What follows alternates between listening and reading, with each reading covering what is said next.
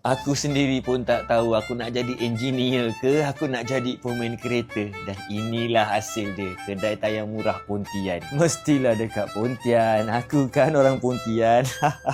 Tapi bukan ini aku nak cerita. Aku ada buat studio mini, agak kurang cantik lah. Aku ada simpan barang mancing, joran mancing. Inilah tempat setup aku untuk buat review.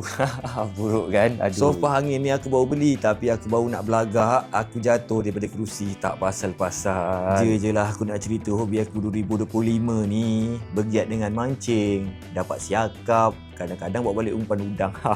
Kalau macam ada masa terbuang tu, aku jadilah mak rempit. Yang paling seronok dekat tahun 2025 ni berfoya-foya dekat negara orang, habiskan duit kawan-kawan.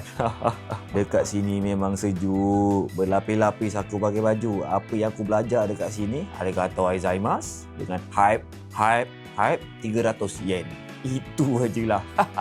Dah tahun 2026 ni, kau tunggu apa lagi? Teruskan aja dengan tugas kau yang hakiki ni. Ada hari aku pun lost nak buat konten. Dapatlah cerita yang macam ni. Kau orang layan ajalah. Janji kau orang happy. Dah habis kot cerita ni. Besoklah kita sambung lagi. Saja je, test-test. Kot-kot pergi.